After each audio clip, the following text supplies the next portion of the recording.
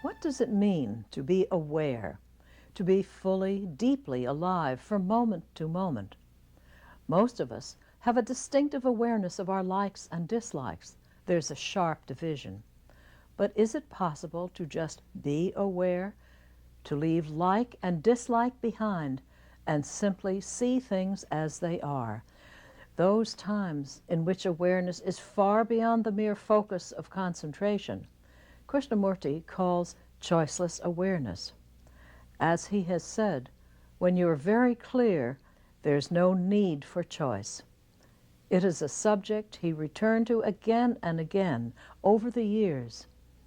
Krishnamurti on choiceless awareness.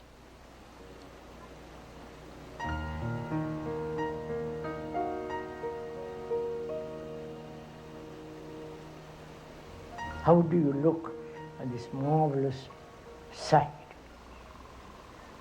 the beauty of this place? What does it mean to you? Do you observe it, aware of it, without any choice, without any desire, just to observe the extraordinary beauty of the land? Or when we are aware, is there always a choice?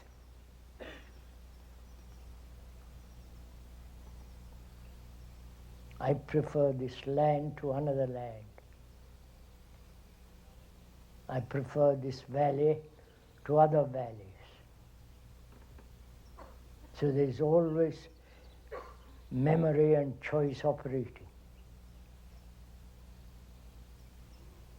And can one be aware without any choice at all, just be aware of the extraordinary sense of the blue sky through the leaves, and just move with it all. You understand what I'm saying? So that there is no division between the outer and the inner. It's like a tide going out and coming in.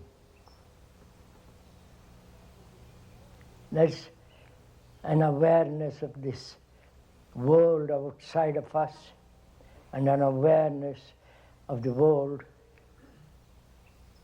deep inside of us, conscious as well as the unconscious. When one is really deeply conscious or aware, there is no remnant or hidden unconscious movement. I don't know if you have gone through all this, if you have done it, not merely listen to a lot of words. So awareness is this movement of the outer and the inner, and discover for oneself whether there is a division between the outer and the inner. What is concentration?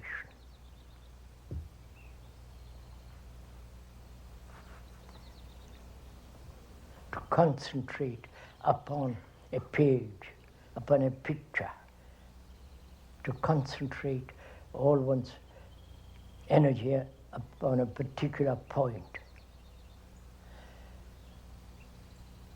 in concentration, there is always one who tries to concentrate. And in that concentration, there is an effort and control. So there is a controller and a controlled in concentration.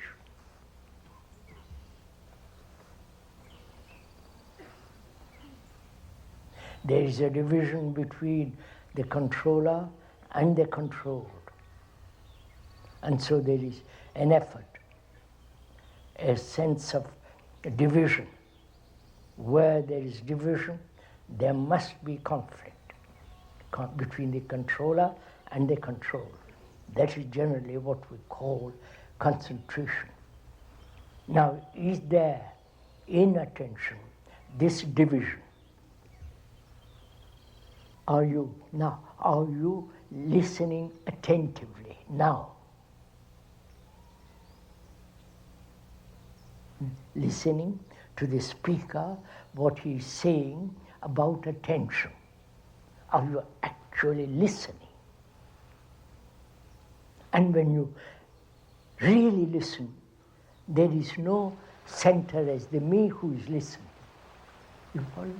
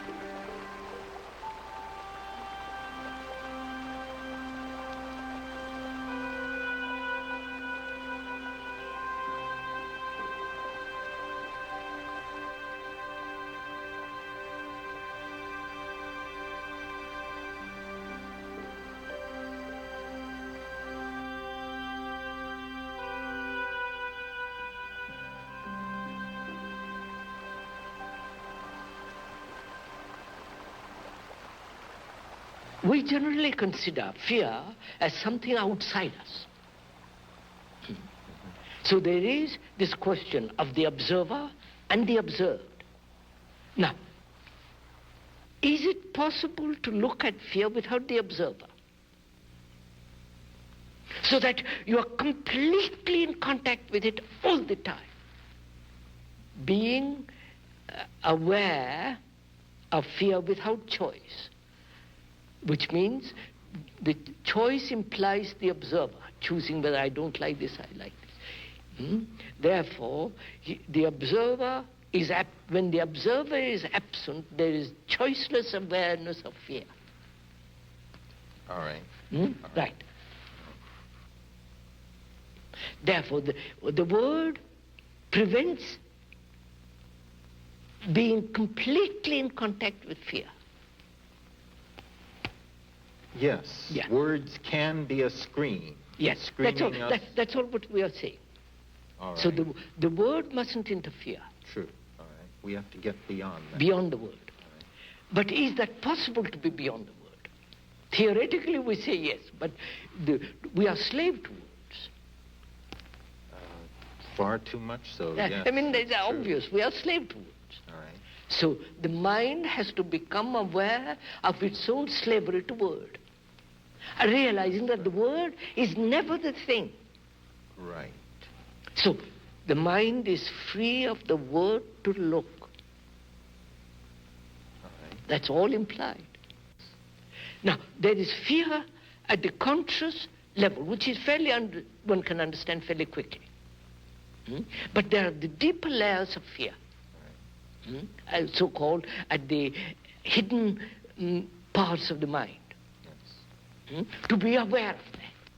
Now you're talking about whether we can be explicitly aware of the full reach of mind. Yes, full content reach of the mind, which is both the conscious as well as the deeper layers. The totality of consciousness. Yes. And can we be explicit explicitly aware Yeah. of all of that? Of all of that. I'm not sure. I say it is possible.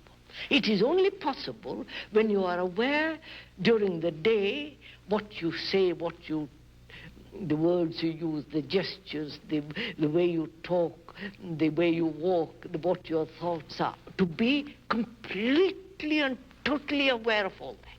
Do you think all of that can be Yes, before sir. you in total awareness? Absolutely. When there is no condemnation and justification. When you are directly in contact with it.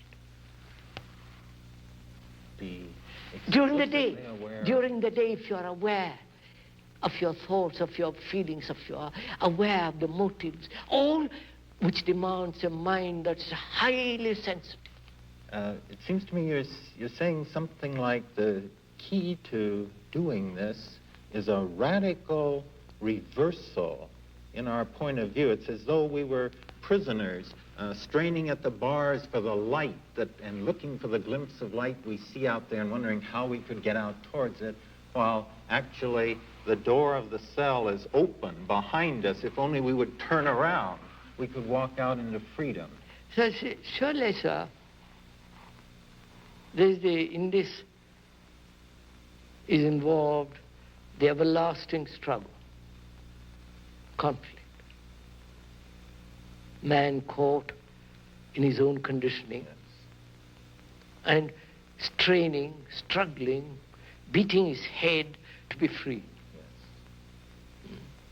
So, and again, we have accepted, with the help of religions and all the rest of the group, that effort is necessary. That's part of life. To me, that is the highest form of blindness, of limiting man to say you must everlastingly live in effort. And you think we don't have to? Not I think, it is, so it's not a question of thought. Thought is the most... All right. Let's delete those two words and just say we don't have to. But to live without effort requires the greatest sensitivity and the highest form of intelligence. You don't just say, well, I won't struggle and become like a cow. Right. But one has to understand how conflict arises, the duality in us.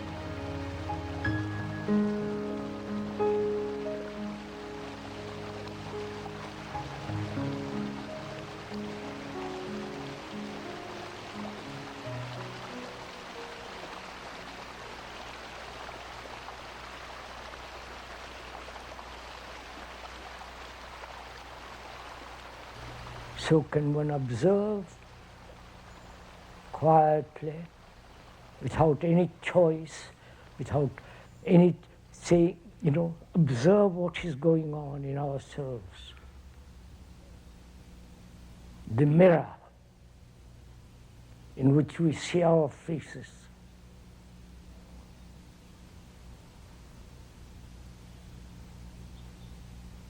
How you comb your hair, how you brush your teeth, how you shave or do your face up, and so on.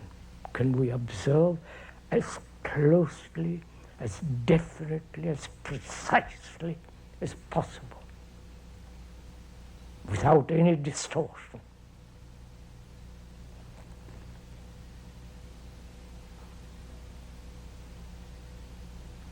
That means we have to understand the movement of choice. Please ask yourself,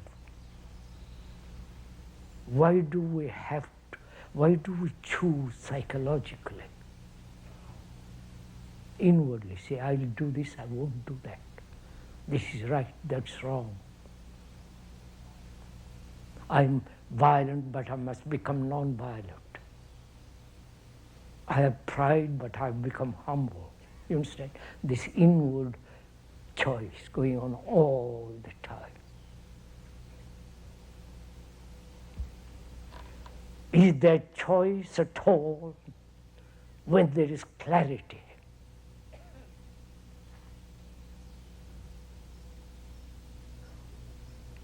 So we're asking, why is there this choice in us, apart from the choice of things?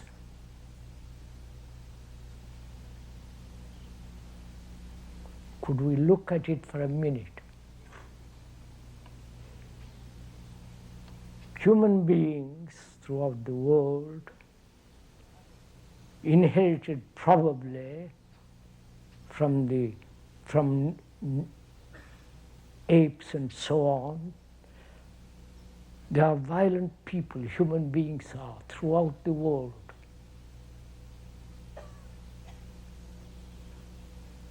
And he says he realizes what is happening through violence, not only in himself, collectively.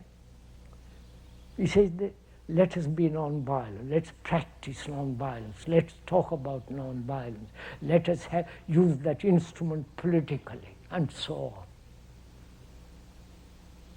This has been one of the things that India has produced, non-violent, not only India, but others have talked about it long before. So, you are violent, if I'm violent at all, we are violent.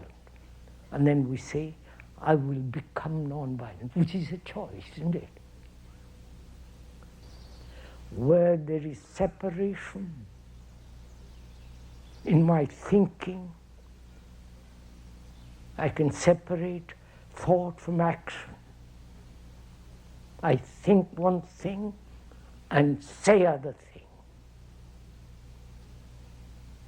Think one thing and act another way.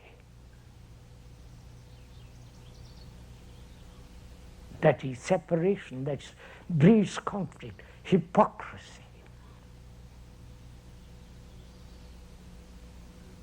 So one can go into this question of conflict very, very deeply. And when you begin to understand the nature and structure and the way of its subtlety, as you watch it, they're very watching without any choice. That in that watching, you will see that conflict ends. And that requires great attention to every thought, every action, every way of inward feeling. And if one wants to end that conflict, we have to give tremendous attention to it. Not casual attention, not one day or one week later, but keeping that attention moving all the time.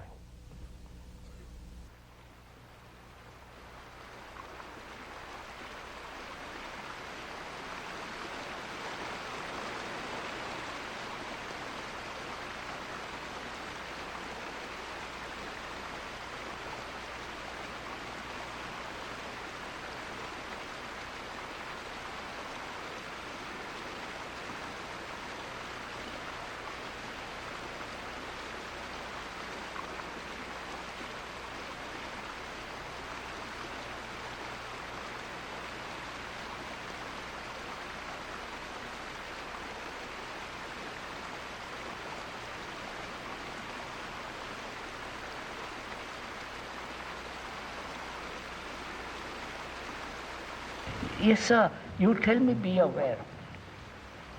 I'm blind. I think that's an elephant. How am I? You follow my question, sir? Yes. I am blind. And I want to see light. And you say, be aware of that blindness. I say, yes. What does it mean? Awareness, mindfulness, attention. How do you discriminate of these? I would say, sir. Different, yes, I would different, say. yes. These three: awareness, mindfulness, and attention. I would say attention, awareness in which there is no choice. Right. Just to be aware. When choice enters into awareness, there is no awareness. Right. And choice is measurement, division, and so on. Right. So awareness is without choice, just to be aware. Yes. Say, I like this room, That's right. all that has ended. Yes. Right. Attention to attend. In that attention, there is no division.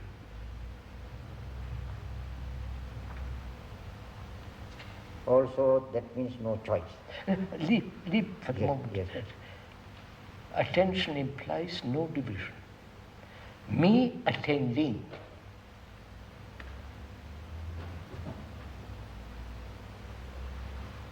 And so it has no division, therefore no measurement, and therefore no border. One can be aware of what kind of dress you have. One may say, I like it or don't like it. So a choice doesn't exist. You are wearing it, that's all.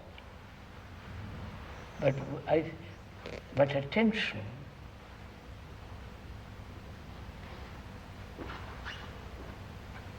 in that there is no attender, one who attends.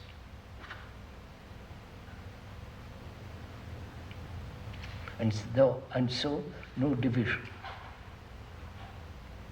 But the Buddha's teaching of the Satipatthana is that in the Satipatthana practice of meditation is that there is no discrimination, there is no value judgment, there is no like or dislike. Yes, sir, yes, sir. You only see as Yes. it is. That's all. What if you totally attend with your ears, with your eyes, with your body, with your nerves, with all your mind, with your heart, in the sense, affection, love, total attention, what takes place? Of course, what takes place is an absolute revolution, internal, complete revolution. What is the state of such a mind that is completely attentive?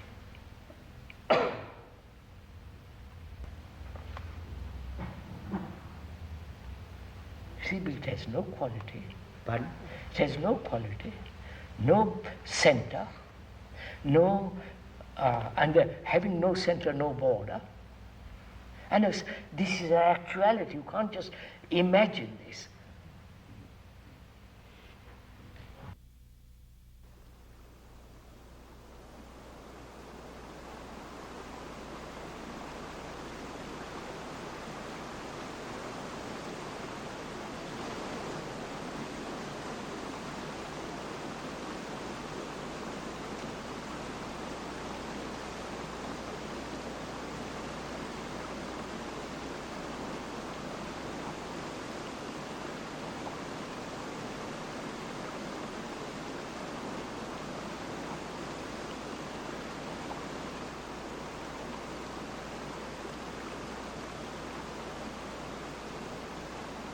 If you're aware, not say, well, I'm aware, but I don't like that shirt. It's too blue.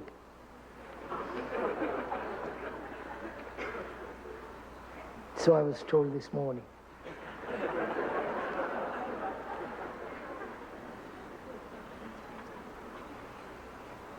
So, are we aware in that sense, without choosing, a choiceless awareness? Then, if you are so choicelessly aware, then you are attentive. Understand? Choiceless awareness means attention, not cultivated. Say, I must attend. But becoming aware of the trees, the birds, the balloons going up, the mountains, the light on the clouds, the evening, the moonlight and so on. Watching, aware of all this, and your reaction to all this. And by not responding, not choosing, I like this, I don't like that, it's mine, it's yours, you follow? Just to be aware. From that choiceless awareness, there is attention. Right? Attending with your eyes, with your ears, with your nerves, with all your being. So, the quality of attention and the quality of inattention, not attending, are two different things. Where there is inattention, there is choice, unawareness, lack of attention. Then the recording process goes on. The old habit is established. But when there is attention, the old habit is broken. You got it? Will you do it? That's the fun, not just listen to a lot of words, but if one actually puts, not into action, see the truth of it.